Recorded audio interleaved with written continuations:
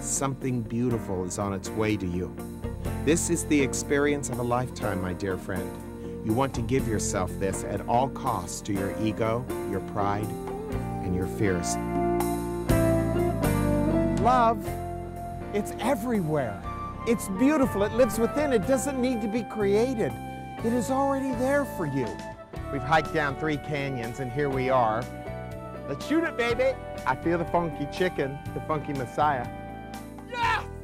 Search for yourself on your own. Go within yourself.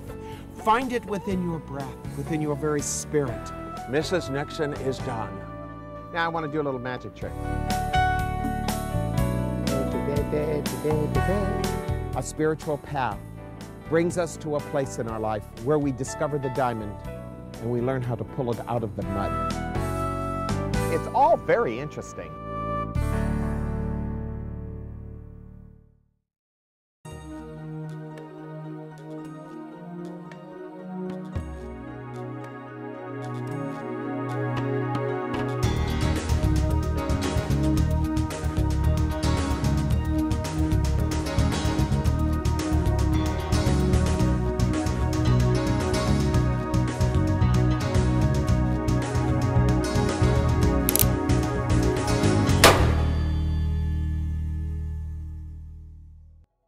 Welcome to Aspire. We're looking at we know not what we do. The last statement that Jesus made on the cross, Father, forgive them, for they know not what they do. What does this mean? What are we really looking at? I want to look at your personal violence and mine.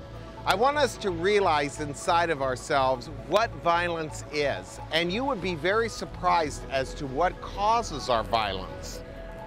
Much of our personal violence is based on what I call personal preferences, the Hopi problem. But before I get into that, I want you to remember one thing vividly and clearly on the inside of yourself. The mind is a mechanism, and the way we use it is as a mechanism.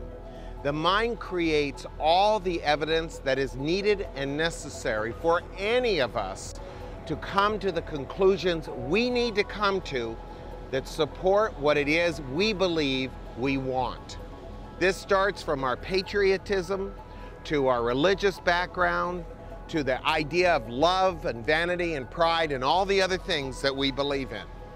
We are hooked on the idea of what I call Hopiism.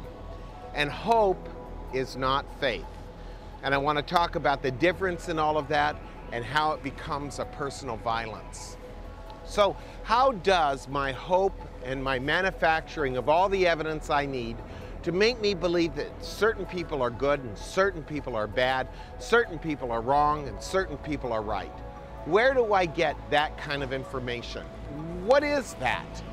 It's based on a personal prejudice of pain. Everybody watching me right now needs to believe in something. Because if you didn't believe in whatever you believe in, whether it is a football team, a baseball team, whether you believe in your religion, your family, your parents, your kids, you would see no reason to live your life. You would have no reason to go on in your living.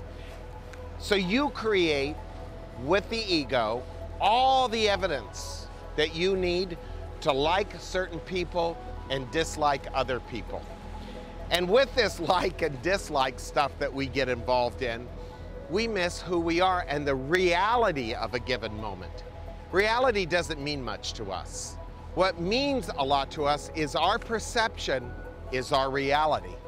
And as long as I live according to the idea that my Gregory Penn perception of right and wrong, good and bad, is the reality of my life, I will never know the option of living outside the box of my conventional mind and thinking.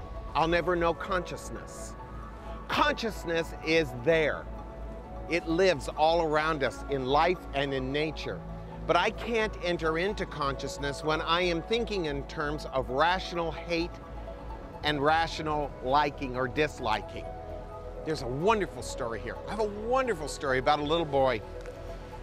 And he was doing his homework, and he was writing out an essay, and he gave it to his father after it was all over to check it. And his father looked at it, and he said, "There's so many errors here, so many misspellings." He said, why didn't you come to me when you doubted your spelling? And the little boy said, but Daddy, I never doubted it. People don't doubt. They don't doubt the way they think. They think evidence, which they have contorted in their mind as evidence, is proof positive of whatever they need to believe in. I'm saying to you, you will fight to the death to prove you're right at all costs to your heart and your soul and your relationship with your breath, your relationship to love. What is more important to you, proving that what you believe in inside of yourself is right, or finding love in your heart? Most people would rather find that they are right than delve into love. It's interesting how we are as people. We become deeply ingrained in ideas.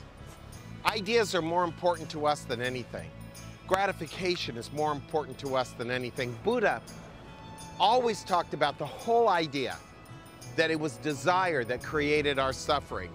Jesus talked about the whole idea that it was greed and pain and sorrow unresolved in us that created our limitations. They are both saying the same thing, just in a different way.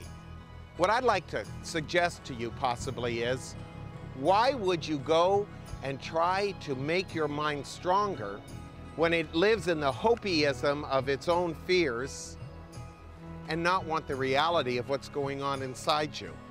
For many years, I taught formally. I would do the Sunday morning thing, you know, with the congregation. And pretty soon, it became very evident, very early on in my career, what a useless thing this was. People come to you for new ideas so they can face their old problems the same old way. They're never getting over their problems. They're never understanding what is causing them suffering. Not at all. What they're doing is they're trying to get some kind of hopey attitude inside of them that says you can stay exactly the way you are and nothing has to change, but your life will change. And to me, that's insanity. Life cannot change until I do. Perception is not reality.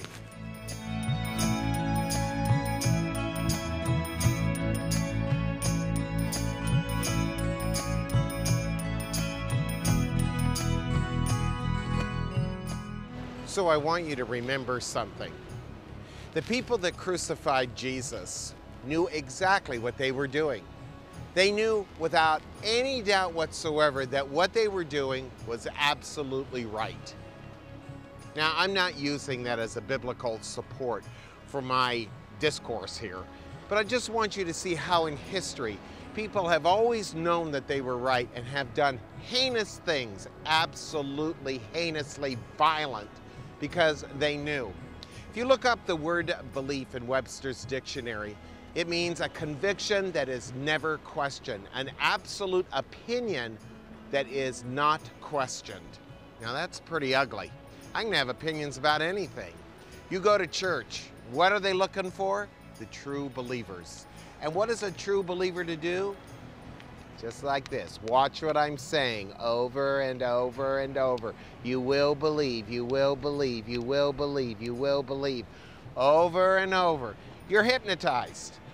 You're hypnotized by what you think, what you believe. They're there to tell you through intimidation, which is violence once again, that if you don't believe, you're going to die in your sins. Ugly stuff, but it works on the average person. The common mediocrity of human beings is you can get them to do anything out of fear. What am I saying? What am I suggesting here? Consciousness, not fear. Faith is consciousness. Faith is not a thought. You can't have a thought that is faithful. Faith is an attitude. It is a way you live your life. It's like forgiveness. It's how you live your life. Forgiveness and faith are a lifestyle, not a thought, not an intellectual curiosity. They're a lifestyle. Faith is trust and surrender through humility, meekness, and kindness to come to the compassion to be able to be open to the nature of life and the harmony of it. Not the tick, tick, tick of trying to get you to believe in things that your mind can rationalize as good and bad or right and wrong. that make it available for you and me to be vindictive or hostile or violent towards ourselves or other people. When Jesus used the word faith, as when Buddha used the word faith, they were not talking about doctrine. They're talking about consciousness and how to achieve a certain level of consciousness. This is very difficult for people to get involved in because it requires inner work. What is that inner work? It is the willingness to look at my life from the perspective of silence and not thoughts.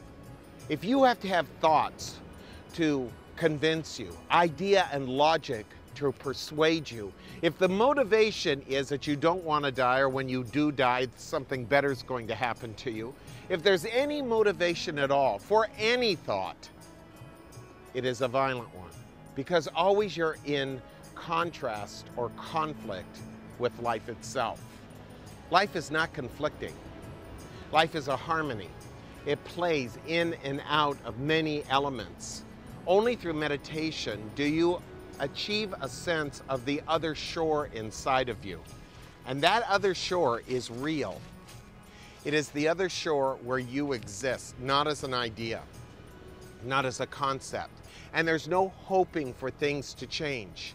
People who have no sense of identity, and that's what our society's about, you not having one, and people telling you how you should look and how you should be, have a great deal of hope in them. I was sitting there the other day in a hotel room while we were shooting, and I turned on the TV, and I was just brisking through it, and all of the newscasters I noticed are bright and sexy and beautiful women, especially in the morning. I was laughing at it. I was thinking, would they want an elderly woman who was very bright and intelligent giving the news? Or do you need to see this, beautiful, sexy woman giving you the news? She was bumbling and stumbling over the news, even worse than I do here. And I was thinking, they would fire an elderly woman for doing that. Why do we need this? Because we need the hope of something beautiful and wonderful in our life. We like to think that that person is in our front room and they can't see us, but we're a part of their life and they're a part of our life. It's ridiculous what we hope for. Our mind can make the evidence that is necessary to believe in anything we want. And if we're not careful, what we do is we create inside of our life a whole series of events that have nothing to do with the reality of what's really going on inside of us. As Jesus was being crucified, he says, "Father, forgive them, for they know not what they do." What he was saying is, they don't know the violence that they are doing right now and how they are doing it and even who they are even doing it to. It's interesting. Nothing's changed in over 2,000 years. Reaction is kind of like getting into a tennis game. Someone tries to ace you out, just step aside, let the ball go. If you run and try to hit it back, who knows? You just keep that drama game going back and forth, and sooner or later someone's got to give. So with my practice, I feel like I'm fine with giving on the first serve and walking away.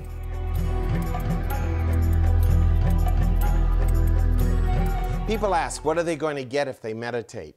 Put in all these long hours of meditation, watching your breath, focusing. What are you going to get out of it? What's going to happen to you? I have no idea. What are you going to get? In Zen, we call it emptiness. And you say, well, what's emptiness? Emptiness isn't anything, but it's everything. Lao Tzu, the man who developed the beautiful teachings of the Tao, which I consider to be the most sacred in the world, said that there is nothing more powerful than a hub. In the center of the hub is nothing. And yet it is that nothing that keeps the wheel and the hub and everything together. He's right.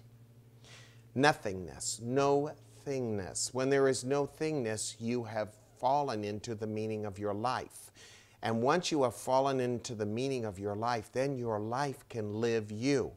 So what are you going to get for meditation? The chance to let life live you, instead of you and I living our lives according to our identity, our pride, our vanity, our hurt, our pain, our suffering, which is really what we're doing.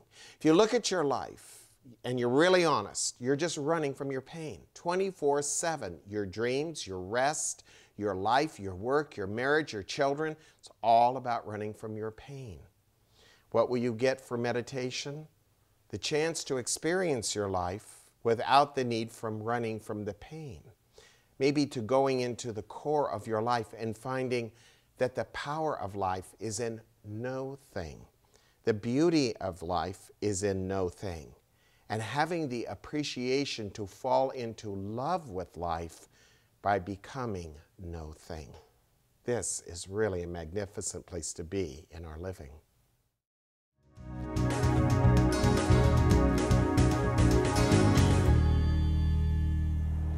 So one has to ask oneself the question, where did this all begin in us?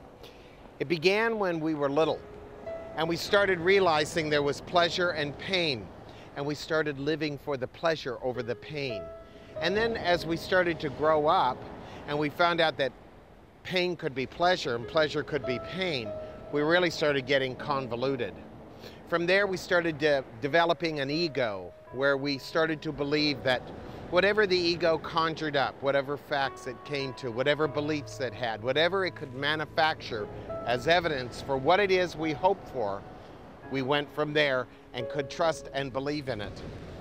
Sad aspect of it is that hope leads to belief, which is nothing more than opinion, and belief leads to conviction, and conviction leads to the final conclusion of your life. You're never going to get any different than you are right now. People are looking to get better. I'm looking for consciousness. I am looking for reality. Reality is not found in an idea. It's found in the way we live our life.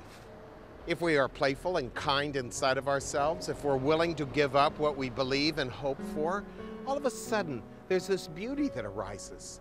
You've been taught that life is ugly. You've been taught that life is difficult. You've been taught that life could turn out bad. It is going to turn out bad for the body, because the body grows old and gets sick and dies. Mine is, yours is, everyone is.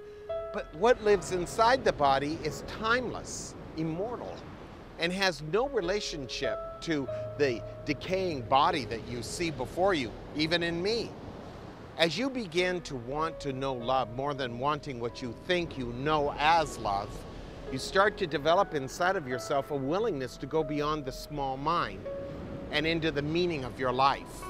Nothing makes us more violent than trying to believe in what we believe in and sustain it in the face of all prejudice, in the face of even all facts that tell us that what we believe in isn't real. We just don't want to believe it.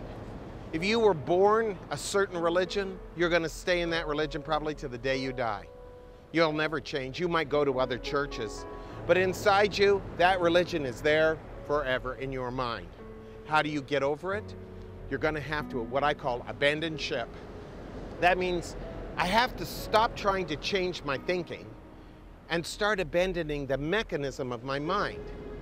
This is why meditation is so important. It's about how I watch my breath. It is about how I live in the rhythm and the beat of my breath. It's how I live in my heart, not in my head. And I'm not looking for people to be perfect. I'm not looking for people to act the way I want them to. Suddenly I see myself in everyone, and their behavior simply drops away. And what am I left with? Just loving them as they are. And what a gift that is to the world. You know, people talk about peace, but they don't want peace. They want rightness. You can't have peace and belief. You can't have peace and hope. Authentic faith arises out of one single moment in your life. And that moment is when you are authentically in your heart. When you can trust existence for whatever it is, wherever it will take you. You're not willing to fight it or go against it or be in conflict with it. You drop the mind that says, I'm scared. You drop the mind that says, I can't do this. You drop the mind that tells you that you are you. You just drop the mind. Pretty soon, from out of nowhere and everywhere, comes the energy to live. This is the faith a Buddha talks about, a Jesus talks about. This is the ultimate trust and surrender to life. Lao Tzu said, I don't fight life. Whatever is before me, I let it happen. I surrender. I know I cannot avoid death. So what is there to fight for? I surrender.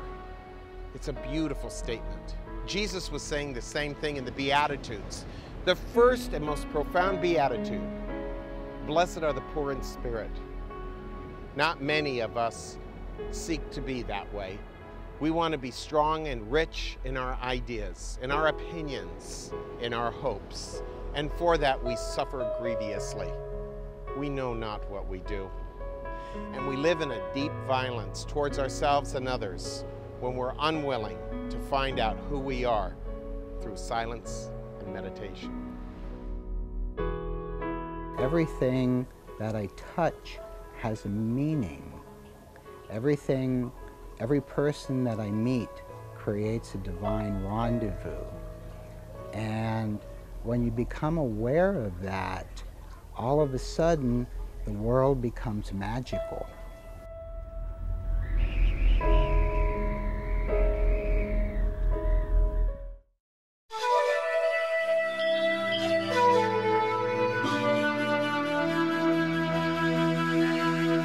Here's one, and this is a corker, and I get this one a lot. Can you be spiritual at the same time have money and possessions? Well, duh, yeah. But the idea is not to have the money and the possessions own you. You know, when a person's in a practice, many wonderful things are going to happen to them. Little things are going to come to them. Big things are going to come to them. Sometimes it's money. Sometimes it's friendship. Sometimes it's relationships with really nice people. Sometimes it comes in the form of objects come to you. And when they come, does that make you any less spiritual? Would you admire someone who was, quote, spiritual, who was sitting in a loincloth with nothing? Would you admire that? I don't think you would, quote, unquote, aspire to that. You'd want to have the teacher that's telling you to have abundance. I say live abundantly. But don't let the idea of abundance be the goal of your practice. When you're in your practice, you will be taken care of. Things will happen for you. Much love will come to you. You will draw to yourself money. Things will come into your life. Enjoy them, but live open-handedly.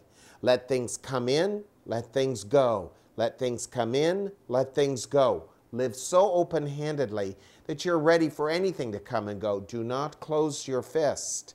Because once you start owning and possessing things, you've lost your spirituality, as it were, and your ego and your vanity, your pride, your insecurities kicked in, and now the prosperity is lost. To me, prosperity is having what I need when I need it. And you know what? I've been blessed with that from time to time, and I can't tell you how meaningful that is.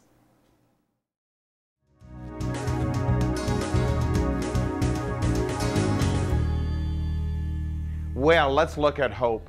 You're really going to hate me for this one. If I take away your hope and your belief in your hope, what have we got? You think it's the hard, cold, ugly reality of life. Most people don't trust life. They don't trust the goodness of life. They're not into the goodness of life. They only trust their fears about what life would be like without hope. I have everybody call me and they say, "Oh, Greg, you don't believe in hope. You're a terrible person." No, I'm not. Belief and hope, what are they? They're personal forms of philosophical prejudice, is the way I look at it. You want things to be a certain way. You believe things to be a certain way. And if they're not the way you believe they ought to be, you hope for something different. My dear friends, life is what it is. You and I must learn to follow it hopelessly. We are not here to hope that life is going to get better. We are here to let life present itself to us and then follow life. The way we have made belief out to be is that it is some kind of conjecture, some kind of prejudice from my vanity, my pride, my sense of survival. Now that's all I believe in, is exactly those things, and I'm trying to survive and believe what I need to believe in about myself to make myself out either the victim or the victor, the good guy or the bad guy. And that's the way people like to live their life. What do you believe in about yourself? How do you believe about yourself? And why do you bother to believe in anything? Why not live your life according to the quality of your spirit? Find out what you are, meditate. follow your breath. Go into your heart. Feel the energy of who you are. Live beyond conventional mind. And give up all hope for living any differently. That your lover, your wife, your husband, your children, your friends, your circumstances are going to work out the way you want them to. They might work out much better than you have ever imagined or hoped for if you just let love live you. The goodness of this life, the intrinsic goodness of this life is authentic. And if you're willing to live in that intrinsic goodness of life, it will bloom all over your living. You won't even know what to do. What did Jesus say? The fields are already white to the harvest. We just miss it all because we think we know everything. We think we know how it should be. Father, not my will, thy will be done. In this series, We Know Not What We Do, I'm trying to show you your personal violence and mine, trying to help us all understand how we work within ourselves to make life difficult. I hope in this program I was able to shed a little light on some of the things that are going on within you. I hope you'll be back with us next week and you'll call me this week and get your CDs. Please forgive me, won't you? Namaste.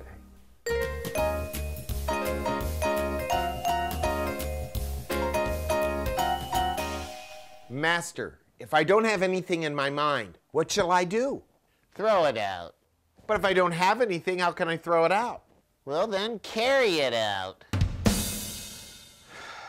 I just never win in these things, do I? I'm making a smile for you.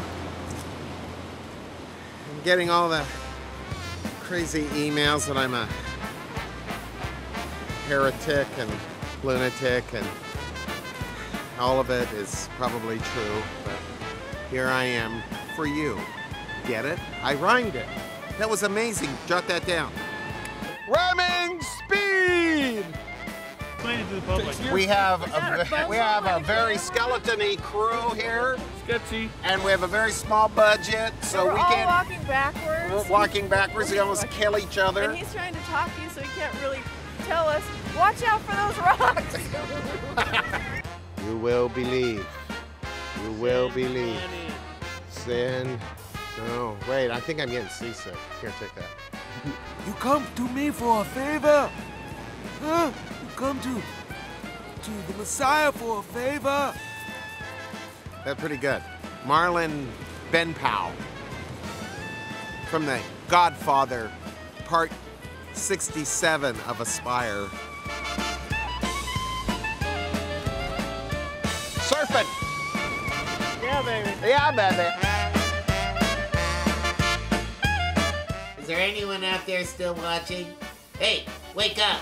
Get out of your pajamas. Is there anyone out there still watching? Listen to me. Listen. Hey. Hey!